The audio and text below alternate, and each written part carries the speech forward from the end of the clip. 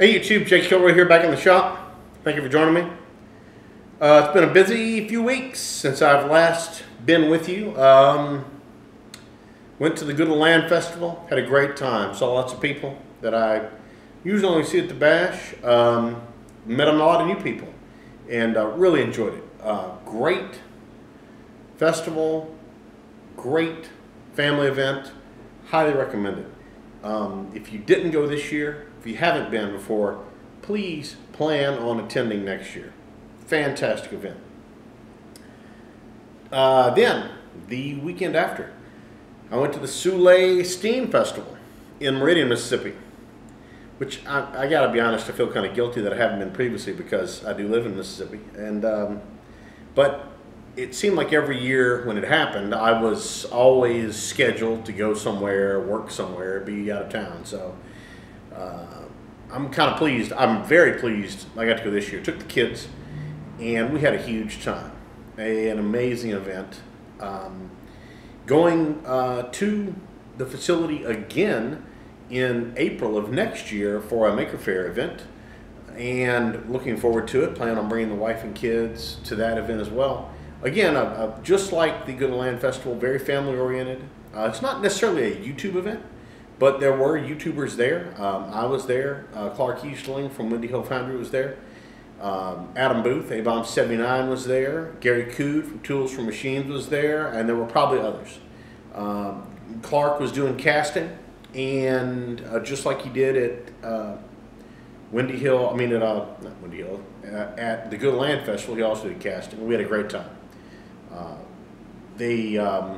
A lot of similar stuff, a lot of different stuff. The GOTL Festival was a YouTube event for sure. Lots of YouTube makers there, but also lots of other cool stuff to enjoy. A lot of classic tractors, a lot of antique engines, great facility, just wonderful margaritas. We really had a great time. The Soule, a lot of the same stuff, antique tractors, steam engines, lots of steam. They've got a wonderful, they've got a boiler there at their wonderful facility, and it's running, providing low pressure steam to all these engines all around the facility. So great. Huge shop, old antique shop, tons of antique tools if that's your thing, definitely cool. Blacksmithing as well, just like a GOTL Festival. And I believe the longest working line shaft in the United States. I believe that is the case. I could be wrong. That's what I was told. Really a great time. Well worth the trip. I definitely plan on being there next year. If you would like to see a lot of pictures and a lot of video about either of these events, I know they've been plastered all over YouTube. I would suggest going to Adam Booth's channel, ABOM79, and checking out his videos on those two events. Adam documents rigorously these events, and I think he will put out some wonderful pictures and video to document these events, so please check that out. What's going on in the shop? Well, while I was at GOTL Festival, I met Andrew of Blacksmith Tools on Instagram, a smooth talking seller of fine metalworking and blacksmithing paraphernalia. This guy's smooth as butter, that's all I gotta say. And he was able to part with this after I parted with some money. And it is a What's referred to some ways as a three-way vise or as a universal vise. And I cannot tell you a brand because I'll bring the camera around. The label here is unreadable. And it's going to need a tear down. There's my ruler. So the specs on this thing are, the jaws are 5 3/8 inches wide, and the jaws are 2 inches tall, and it's heavy. It's all I want to do to pick this up. It's heavier than a Kurt 6-inch, I'll tell you that much. I cannot find like I said, I cannot find, the only thing I can read on here is the first three letters of Vice, V-I-S, that's it. I can't read anything else. I can't read any of the words. If anybody knows what this might be, let me know. I've dug through pictures on Google and seen plenty of pictures of universal vices and other types of vices. I haven't found one exactly like this, though I have tried. All right, as you can see, the vise rotates this way around this central axis right here. This is a graduated surface here, 0 to 90 degrees, and it appears that there's a slanted cut here, and it appears that a very weird crescent-shaped gib basically tightens down these two screws and clamps at whatever angle you set. And then if you turn it around, there's a similar setup on the other side, but no graduation. On the front,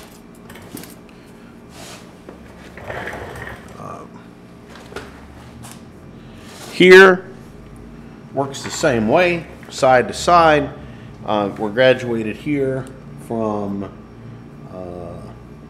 45 to 0 to 45. So I guess that's the extent of the movement range. And then obviously it has a swivel base on it. It is heavy. I don't really want to move it. One of the things I don't want to tell you about, when I got this vise from Andrew, it was sitting on his trailer. This guy showing up at an event is like, it's like a spectacle. He shows up with this trailer, and it's just covered in stuff. Anvils, vices, power hammers, you name it. He gathers all attention when he shows up. And this vise was on there, and it was rather lonely, and it was nasty. I cannot explain to you how dirty it was. Matter of fact, he had scratched the price into the grunge on the surface of the vise. We made a deal. I scratched sold in the grunge on the surface of the vise. It was so nasty, there was no way you could tell that these were actually graduated, or this was for that matter. It was just filthy. And I took it and brought it back to a CRC smart washer that was there. And I commenced, this was at Gary Cood's suggestion. Gary said, let's take it to the smart washer and let's soak it. So I did. I took it to the smart washer, which was there running, and it was hot already. And they don't get really hot. It was maybe 100 degrees. It's kind of like a lukewarm bath, maybe. But anyway, I took it into the smart washer. I stuck it in there, and I just literally directed the hose to it and just kind of left it. And then I'd go back about every 10 minutes, and I'd move the hose to another area of the vise. And it came out looking like this. I mean, I brushed on it a little bit, but when I mean a little, I mean a very small amount. And not with any real, you know, muscle. And yeah, there's those. And it absolutely came out great. It was covered in this, you can see here a little bit of this white. It was covered in this white paint.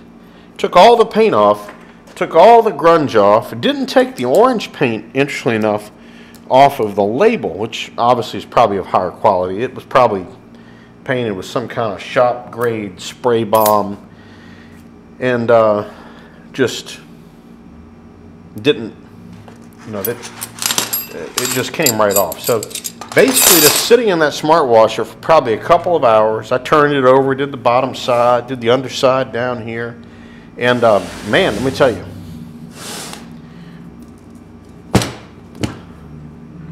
I would think that would come apart at that point, but possibly not. Let's keep going. And I got to be honest with you. Prior to me using a smart washer, one of these CRC smart washers, I'll be honest. If you would have asked me about it, I would have told you it was an overpriced plastic trash can with a heater and a pump in it. There's no way I would have ever spent that kind of money for a CRC smart washer. No way. And after using one, I have to be telling you, there's a very good chance I'll buy one, because I was absolutely amazed at how well it worked. Because I really wish I'd taken a before picture, because this thing was filthy. Right.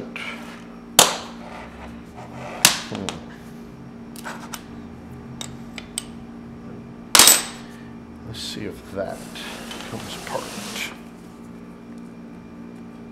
No. What I'm thinking is there possibly might be bolts, some kind of restraining item in the bottom of these pivots up from the bottom. So if you turn it over, oh, that thing's heavy. There's a hole right there. Let's see what's down there. No bolt. Okay. Let's get it off the base.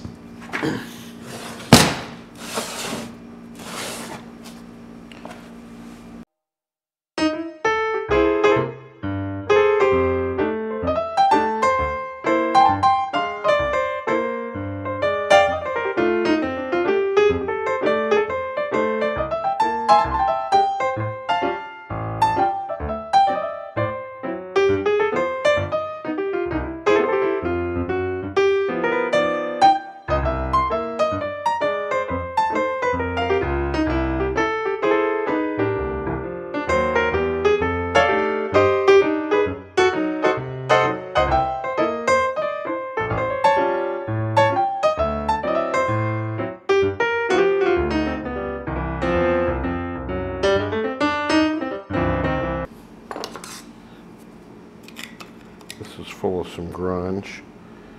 Ferrous grunge, you can see.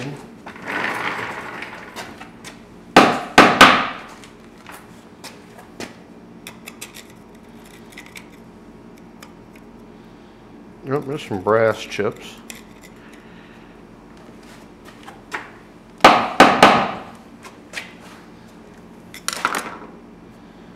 All in all, I mean, fairly decent. The castings are okay. They're not great. I don't see any pockets or voids. The finish isn't fantastic, but all in all, not terrible. So back to some disassembly.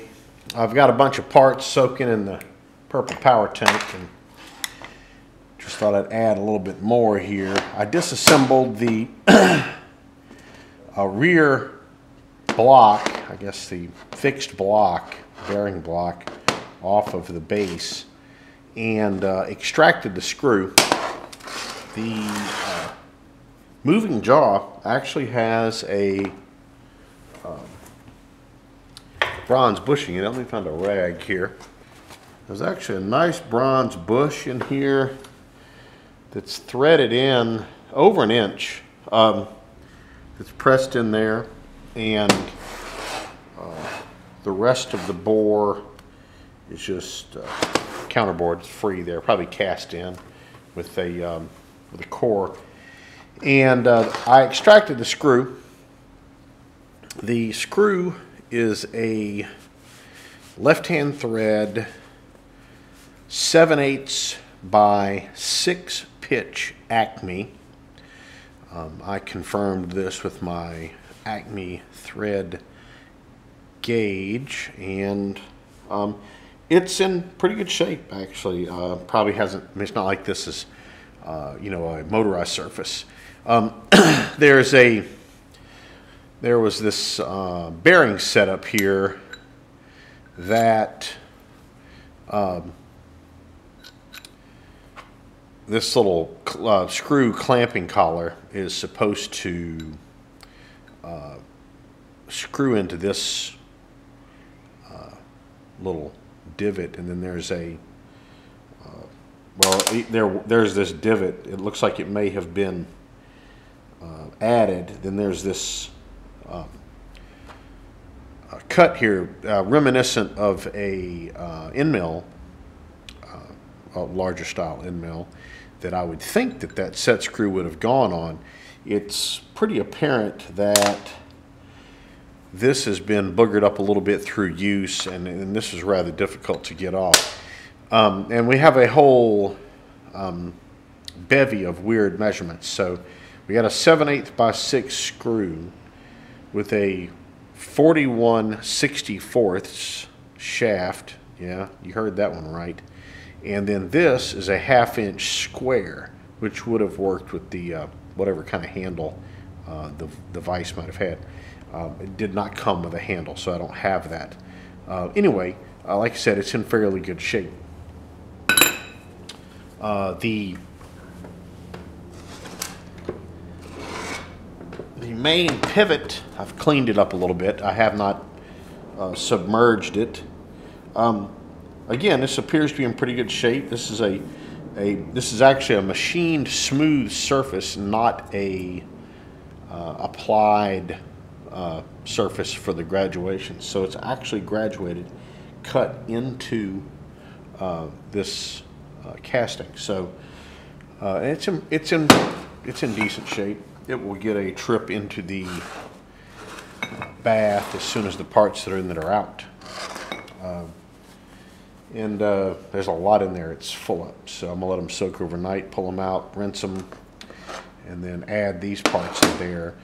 This little bearing block has this little hole here for, I'm sure that's for lubrication.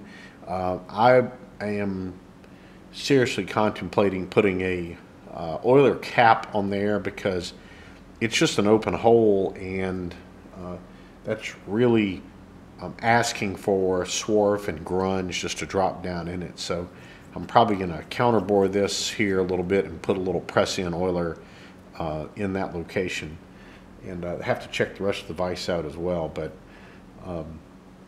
because that is just asking for trouble right there. Matter of fact, it's clogged up as it is. I'll have to get something to clean it out, because it's packed up with junk already.